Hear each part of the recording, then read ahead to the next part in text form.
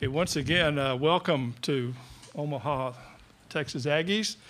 Jim Schlossnagle, the head coach, first year at A&M, his 21st as a college head coach. The Aggies were 42-18 on the year, winners of the College Station Regional and Super Regional, and the number 5 national seed. Before we start, as a courtesy to your fellow media members, as well as these coaches and players, please silence your cell phones. When we get to the question and answer portion of this, please provide your name and media affiliation.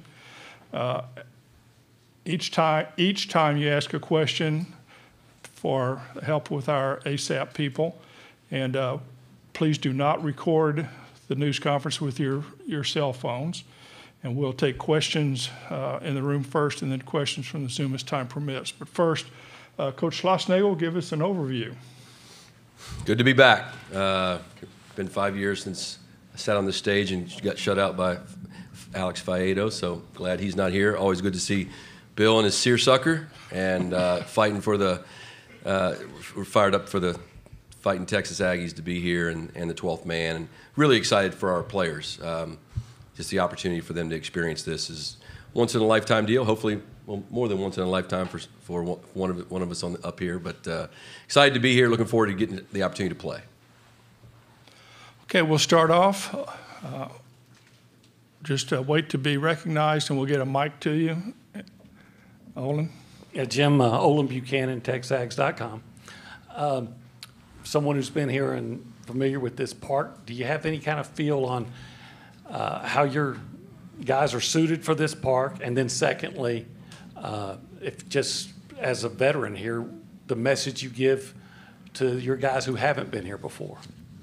Well, I think the message, first and foremost, is, I believe you kind of have to have two personalities, right? So same way they do at home. They have to be a student when it's time to be a student, and a player or an athlete when it's time to be a player. And when you come here, you want to try and balance. I think if you try to just have it be all baseball all the time and put a grip on them and put them behind bars in the hotel, then that's not going to be a good experience. So I think the challenge is to be a baseball player when it's time to do baseball, like we just finished with practice, and we'll have to tomorrow. And then when you have an off day or when you have a free couple hours, then go enjoy everything that Omaha has to offer without tiring yourself out. So that's always been my message to the teams. Haven't won a national title yet, so I'm hoping that's still the right thing to say. But I do believe in that. I think we would be I would be failing the players if we didn't encourage them to enjoy the things that are here without having it be a distraction. In terms of the ballpark, this is obviously a lot bigger ballpark than most people play in, foul ground included.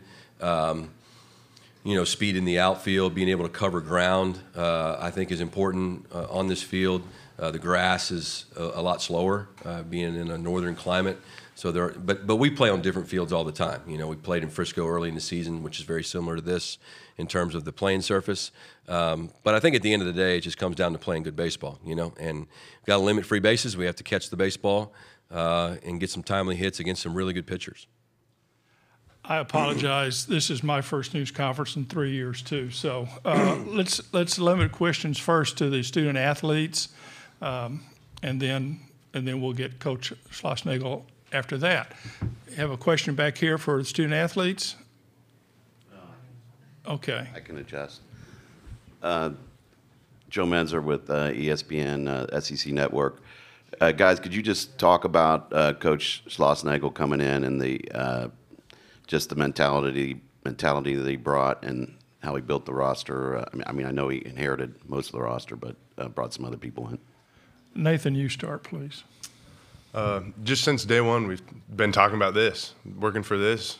And now that we're here, all the work that we put in, this is a standard. And I hope that we come back here next year and know we're going to do everything in our power. And this is, we talked about being delusional about winning and just doing everything we can to be here. Yeah, ever since day one. So now we're here.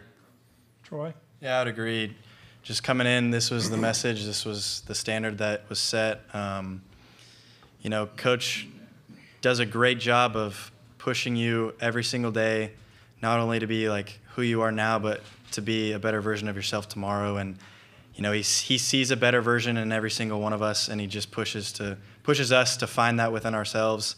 We know that he has our back and he loves us no matter what. And when you have someone behind you like that, when you have a leader that believes in you and pushes you to just be better every single day, again, it goes back to, like you said, being delusional about winning, being delusional about just getting better every single day. And I think that's really what's led us to be here.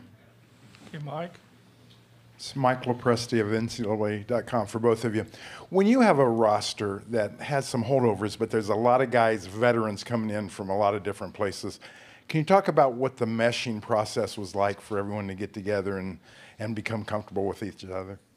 Early it just took learning each other both on and off the field, right? So in the fall, we spent a lot of hours together at the field, but we try to spend a lot of hours with each other off the field as well. So you can trust each other.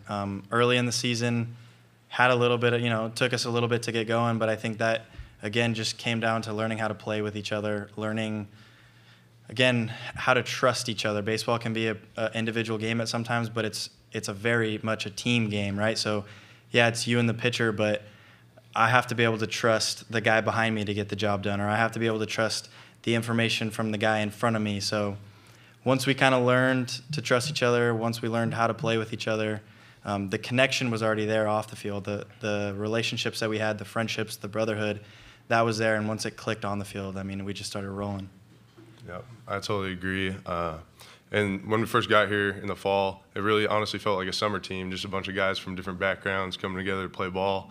And we've had in the fall, we had some pool parties, just getting together, getting to know each other, having some fun. And that's what it's all about, just getting together and knowing that you can trust them, like he said. And it clicked. It worked. The team morale is at an all-time high. Feels great. Okay, Travis and then Olin. Troy, I know Travis Brown with the Bryan College Station Eagle. Troy, I know you have cliche is like a lot of guys can reach out to guys who've been here before, but are you in a unique position that if anything goes sideways on the mound, you can go out there and talk to these guys and have a little bit of experience in this park and in this tournament?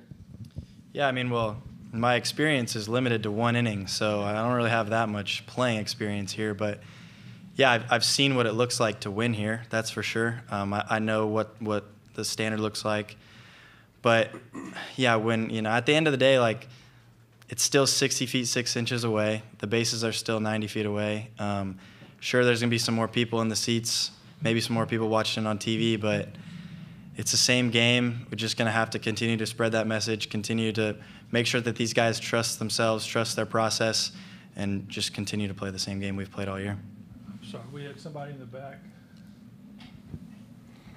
Mark Garland, CWS 247. Troy, this is for you. Can you tell us a little bit about transferring in and being a leader right away? And then also, as a secondary question, your postseason experience, not necessarily Omaha, do you think that gives you an advantage when you come down here? The transferring process, it was a whirlwind experience, but, once I got here, obviously it started with, my previous relationship with Coach Yeski and really trusted him. And then I got, to know Coach Schloss over the phone.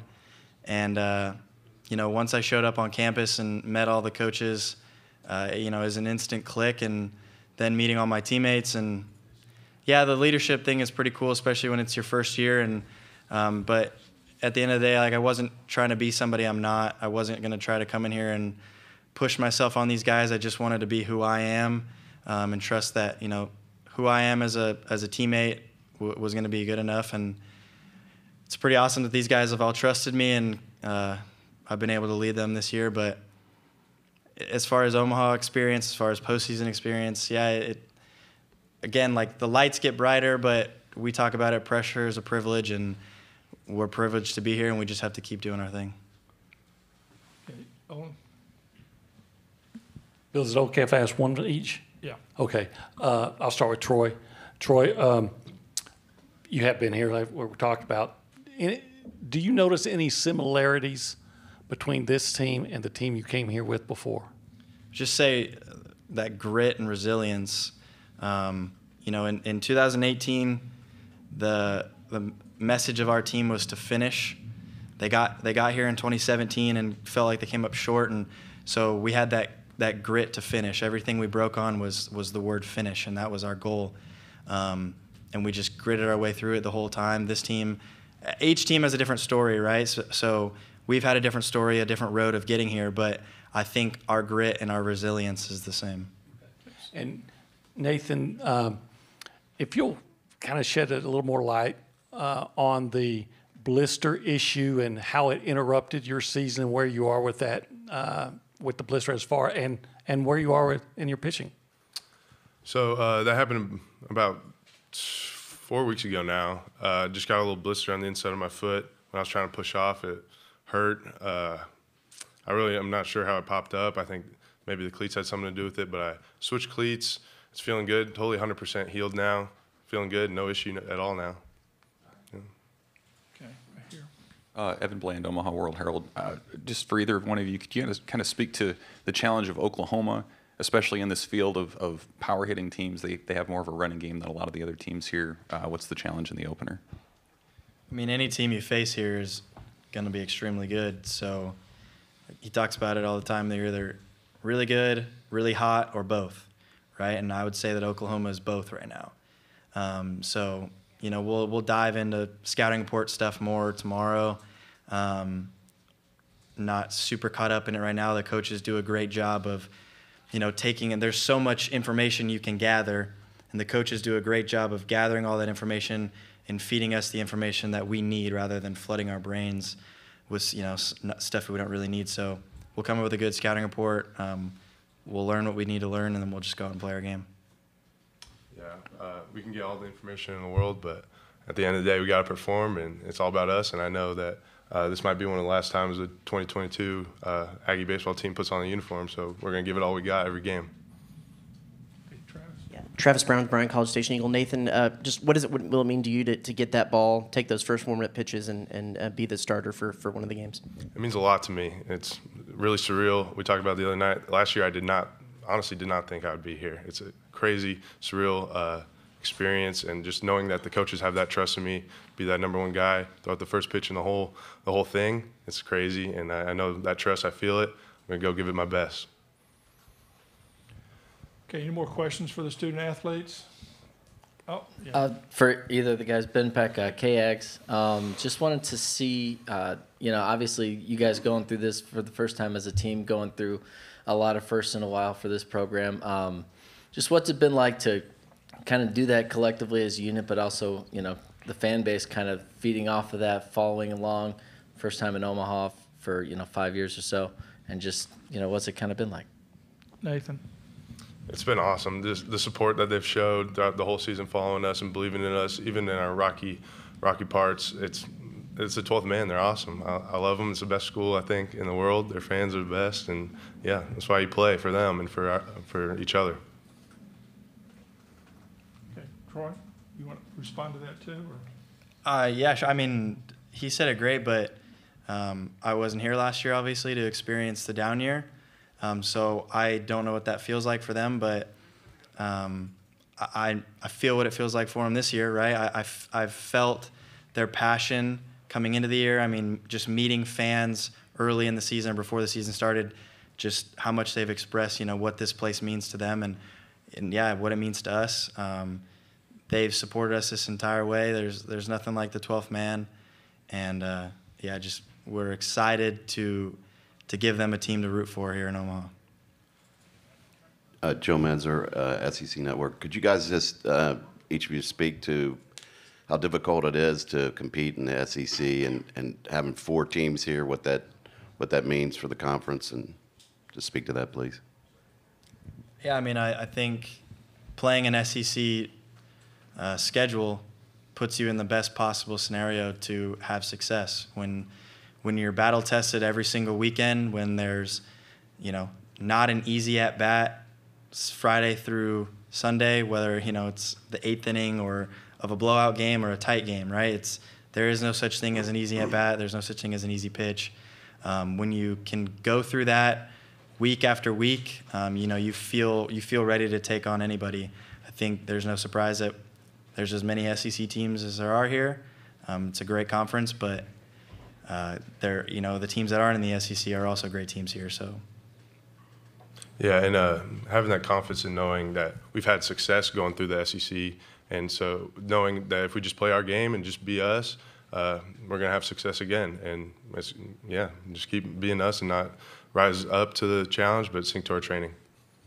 Guys, thank you. We'll let the players go, and we'll open up for questions for Coach Schlossnagle. Cool. Thank you. Thank you. Thanks, guys.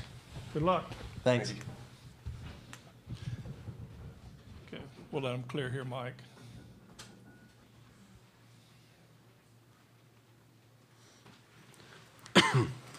Thanks. Okay, Mike. Along that same line, Jim, how would you describe the grind of an SEC tournament or an SEC season to someone who's never gone through it? You know, when you're not in the league, two things happen. Like you watch from afar and you see the atmospheres and you see the level of competition, but you're also like, you know, the whole "it just means more" phrase. Like you're just like that's a little bit elitist, it's not that it means more, and no disrespect to the SEC or Commissioner Sankey, it doesn't mean more. It means more to more people. There's more people. The schools are bigger, right? College baseball means a lot to the people in Fort Worth, Texas, and TCU. There's just more people at Texas. 70,000 students, 510,000 former students, right? So it just means more to more people, in my opinion. But the league itself it literally is. It's such a gauntlet because of the level of play. Every single team. If you said, Alabama and Kentucky didn't make the NCAA tournament, if you'd have told me 2 weeks ago Alabama and Kentucky are going to be in Omaha, wouldn't shock me in the least. Not for 1 second. And so, just what Troy said, every single pitch has so much riding on it just to win a game, much less a series. And then you throw in the atmospheres that are involved at just about every ballpark.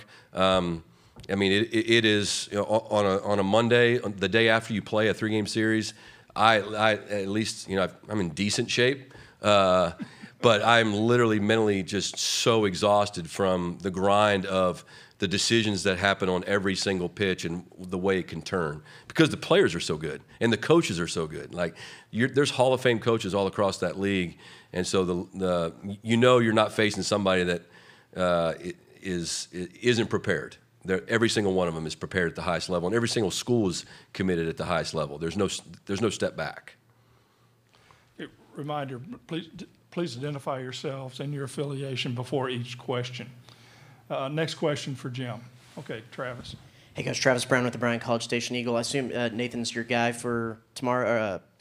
Sure. Yes. What went into that decision, and how important is it to get past that 5-inning mark that seems to be eluding y'all? Yeah. Well, I mean, I think if we were to try something different, I thought about doing something different, maybe using a bullpen arm to start a game, but I think sometimes that can send the wrong message to your team. And I just think, Nathan, when I think he's won the SEC Pitcher of the Week twice during that stretch against Alabama, Georgia, and Vanderbilt. So he's certainly capable of pitching well here. So I mean, he's ready. He's rested, and so hopefully he can go out there and give us some length. Oklahoma's a real offense. Like that's a real baseball team. There are some teams that you face that's one thing about the SEC. There's not a comparable offense in the SEC, in my opinion. The SEC has a lot more bangers, a lot more homers. Parks are smaller, and Oklahoma is built to win this thing. I can tell you that because the run game, the bunt game, that's a real offense, and obviously we're facing a great pitcher and a great pitching staff. So we have a lot of challenge ahead of us. He's going to have to keep the leadoff hitter on base. He's going to have to manage the run game, and we're going to have to get outs when they bunt, because they do a lot of that. Okay, Jocelyn. Jocelyn Stamp, Sports Illustrated Kids. What made you select Troy for the 12th man? For number 12? Yeah.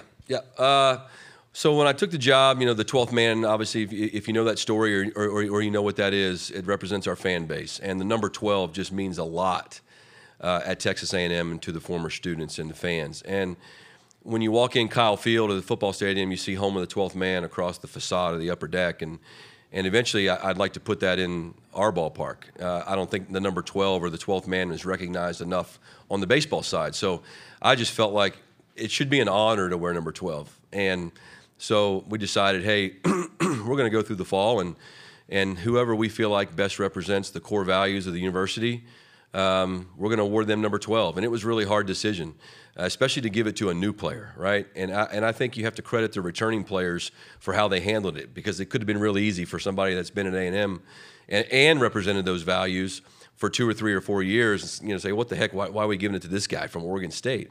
But Troy did such a great job of not having an ego, being humble, being conscientious, having quiet confidence, to where he earned the respect of his teammates and the coaching staff. And frankly, it was a really easy decision. And, you know, we may not do it every year. We'll just see. But if we do it, it's going to be to someone real special that represents everything the 12th man's about. Okay, Mike. Mike Lopresti, NCAA.com. Jim, when you piece this many new pieces together and it works so well, and you end up here in a new uniform, how personally satisfying has this entire journey been for you? Yeah, very. You know, and I don't think about it that much. I did think about it today, because it was real tough to leave TCU. I love that school. My kids go to school there. But I needed something myself personally different, and professionally I felt like I believe there's a shelf life to everything. I would have been more than happy and honored to be the coach at TCU for the rest of my career. But I felt like I felt like it was a good time for TCU to have a new voice, and I felt like for me professionally, you know, I really wanted the opportunity to compete in the SEC. I really wanted. I'm not sure I want to coach into my 70s. I'd like to do this maybe 10 or 12 more years if they'll let me, and then we'll reevaluate it then. And so it was just personally, it was a great time, and professionally, it was the perfect time for me to do it. And then to have all the coaching staff and, you know, all the guys guys like Troy Claunch. I mean, Troy Claunch could have been a plug-and-play player for 1,000 teams in a way better position with a roster than Texas A&M. But he chose Texas A&M. So when Palish or Claunch or Kaler or these transfers, or, you know, Nathan Detmer could have transferred, you know. And so when those guys decided to stay, the way I handle things is I feel a personal obligation to make sure that they have a great experience. And it's very satisfying, not just for me personally, but to be able to look over here and see Troy, you know, we didn't let him down, right? And so we'll see what happens while we're here. Ultimately, we want to win a national title, but you have the 12th man, you have an administration that's committed at the highest level, and my biggest fear in life is to let somebody down. And so we have these fans here. They're going to get to experience the College World Series, and hopefully we can stay here for a while. Okay, in the back. Mitchell Kutcher, CWS 247. Coach, what allowed you to come in here and have this level of success in your first year? You know, I think just what we talked about. Number one, the players. They have good players. I mean, you know, they might be orphans. They might be everybody from somewhere else, kind of. But they're good players. Troy Claunch is a real player. He'd be in professional baseball if it was more than a 20-round draft. And you see that a lot. That's why college baseball, I think right now, we're in the golden age of college baseball.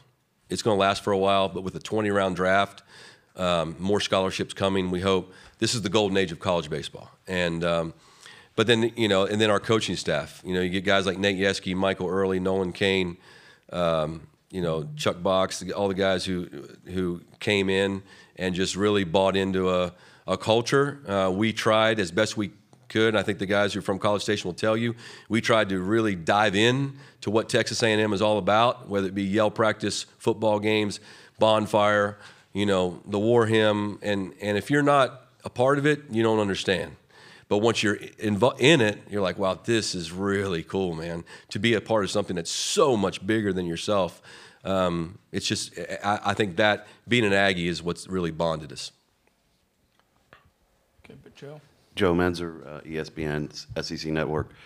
Jack Moss said the other day that he kind of talked about how he came down for his first trip, and he said he went around the stadium with you. I just wondered what your recollections of that were, and he just said that made a huge impact on his decision to come there.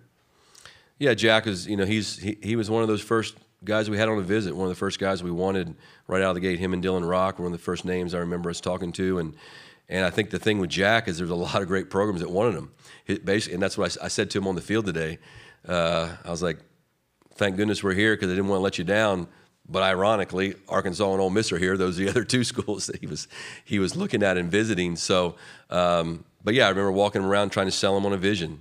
And with a transfer, it's different than selling a high school player because you're selling something that's in the distance. With a transfer, they may only have a year or two to experience it. So a lot of those guys, they're a little hesitant to be a part of a roster that just finished not making the SEC tournament. But I think he bought into our staff. He bought into what Texas A&M is all about, and I think he had enough confidence in himself to know that he could make a big impact. And that was the first time you'd seen the stadium as well? I thought he said that. First time I'd seen the stadium? Yeah, he said he No, I'd seen the stadium plenty in the other dugout. first time you visited as It may have been our first official visit. Yeah, he may have been the guy first official visit, something like that. So yeah, that was neat. I knew you'd seen the stadium. Yeah. Okay, over here we have time for 2 more questions. Austin Ulmer, MavRadio.fm. Coach, could you just tell me if you've noticed any kind of difference with this Texas A&M team to some of the previous teams that you brought to Omaha at TCU years before? Biggest difference is starting pitching. We don't have the depth of starting pitching that most of those teams have. In college baseball this year, you don't really see that as much. Some of these teams have that, which is why they're here. So that would be the number one difference. This is a really offensive club that we have. We had a couple offensive teams like that at TCU, but the ballpark at TCU plays significantly different. The wind blows in most days, so it's a pitching and defensive built stadium, whereas A&M's park is, once the weather changes, the wind blows out a lot. So the home run and the extra base hit play a big role in that. So the biggest difference would be the starting pitching. But because our starting pitching hasn't been elite, our bullpen's really good because we use it a lot. And especially those 3 lefties: Palish, Menifee, Will Johnston, Brad Rudis, and Cortez is going to play a big role in this tournament. So those guys are seasoned because they've pitched a lot. Okay, this will be our last question. Hi, Jim. Joe Nugent from WOWT TV here in Omaha. I know it's been a long season, but arriving here, does it feel like a fresh, exciting start for the guys and for you? Yeah, for me, this is the pearly gates of college baseball, right? This is what you dream about. This is why you do all the other stuff, right? Nobody gets into coaching, I hope not, to recruit, right? You don't get into coaching to raise money or go do all the other things. You get into coaching to work with kids and have them see success on the field and end up in the College World Series. So I forgot your question, but the excitement of being here. Yeah, the excitement of being here. You want to balance the excitement of being here with winning. And so when you land and you instantly come to the ballpark, and for me, I've been here enough to know how awesome it is and what the fans are going to be like and just how people are treated. This is Omaha's. It's everything you think about. Every time you lift a weight, every time you make a recruiting phone call, this is what you're thinking about. And so to have that hard work resolve itself in being here it's very gratifying. I sure would like to win the last game though, and that's something that is that ultimately we want to be able to do. Jim, thank you. Yep. If you have any other requests for A&M, Thomas Dick is their media contact. And I guess that's the biggest adjustment you had to make from Brandy to Thomas. Yeah, they're both great. And not wearing a hat up here. What's up with that? Yeah, for Detmer's flow, it looks awesome.